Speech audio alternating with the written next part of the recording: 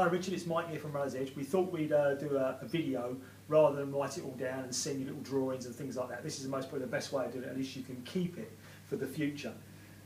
We did a gait analysis on you the other day. Paul looked at your running style, that was absolutely fine. We noticed that you needed to take one of your orthotics out because it was over supporting one of your legs. I can't remember which leg it was, but it was definitely over supporting it. Different things we're going to go through: some flexibility, hip strength, leg strength, balance, etc. So first of all, we'll talk about flexibility. Things like your hamstrings, hamstrings, things like this, doing these sort of leg extensions, where to see how flexible you are in the hips, the hip flexor. Another one, obviously I know you've got your knees not that good, so take it carefully with this one. Make sure you put like a cloth or a sponge under your knee.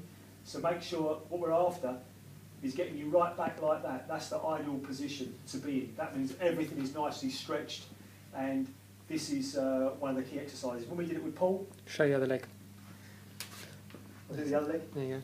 When we did it with Paul, what was happening was he could only get down to here. So if this is as far as you can get to, first off, don't worry. Just gradually, as time goes by, as the weeks go by, you'll get that flexibility back in your legs. That was hamstring stretching and things like that. I'm sure you've done before. Just by going forward, slight knee bent, and maybe just going down there. Compare one with the other. You can do things like this. Comparing one, can I touch my toes on this side? As good as I can on that side. For me, the left leg is always a little bit tight.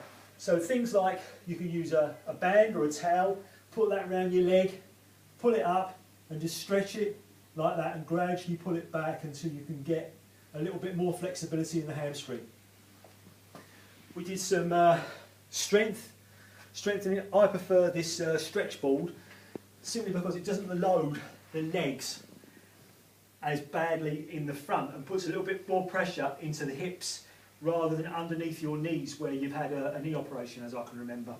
So you could get your little piece of wood, as I was saying to you before, under the back of the board, just to do some squats. But see how I'm actually sticking my bottom right out as far as I can and leaning back as far as I can.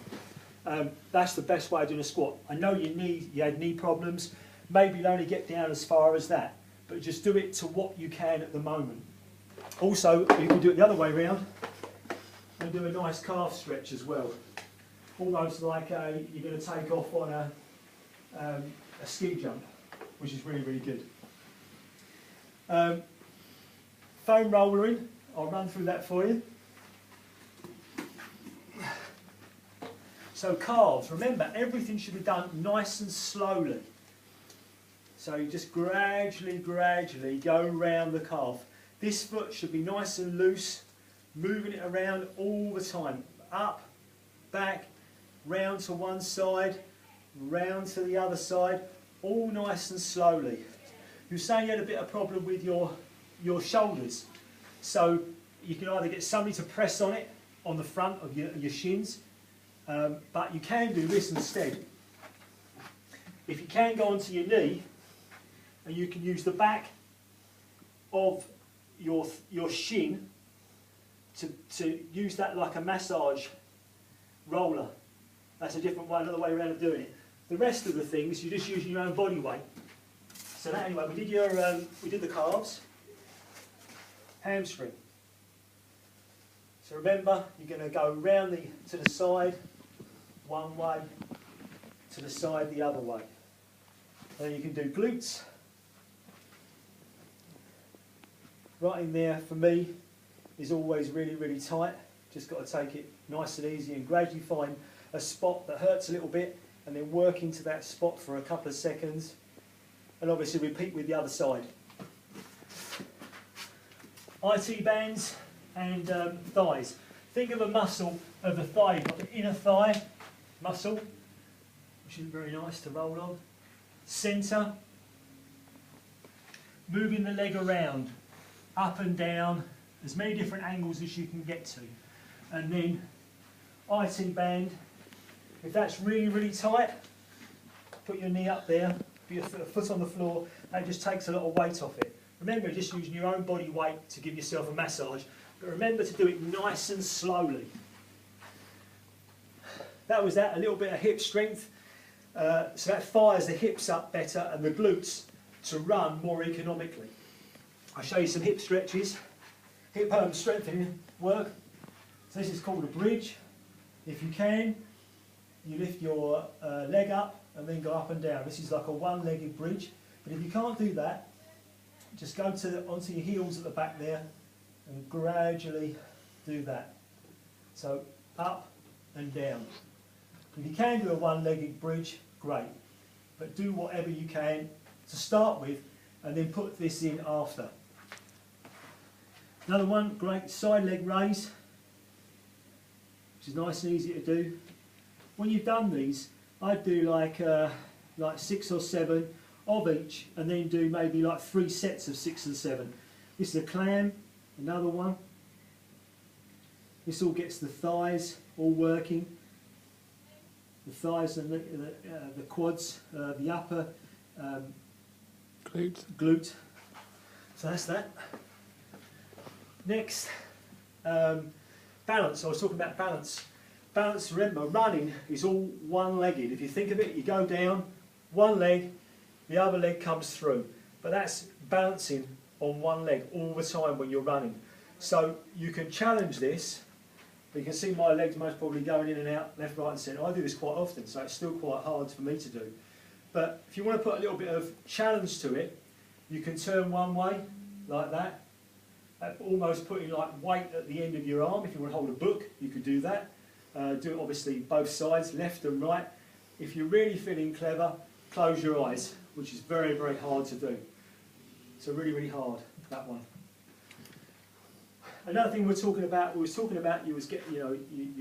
on a little bit of weight since you stopped running. Everybody does that, and then it seems to sort itself out a little bit, and it doesn't get any more. But as you say, if you lose a little bit of weight, that's going to help with your fitness and your running. It does take time. I mean, I had 6 months off, and I'm still not back to where I was 6 months. I've been training for 3 months now, and I'm still not back to how I was originally. It does take time. Remember, going out running, I was getting my heart rate this morning to be, mine's very similar to yours, my maximum heart rate, and I was trying to run this morning at 120 beats per minute, which is 70% of my max. That's what I was trying to run at, and that was 9 30-minute miling for me to actually run slow enough to recover. I do run faster paces than that, sometimes I run sort of 80 or 90%, but the thing is, that's 3/4 of my training. If you think of it, you've got to start off with, you lay the foundations, like building a house, lay the foundations down, you build up your mileage slowly, slowly, slowly, and as you get better, you gradually come to a peak at the top, and that's your best performance. Lots of athletes run like that. They do lots of base work first to get very, very strong. But remember, you've got to start from almost scratch. The longer you have off, the more time you need to your muscles to get strong again. Remember what I was saying, how much fat a muscle has. When you're 20 years old, a muscle has like 90%, a leg muscle has 90% muscle in it. When you're 60 years old, there's only a 50-50. 50% muscle, 50% fat. So you've got to build the best body you can to running. Okay, I hope that works for you. Thanks ever so much.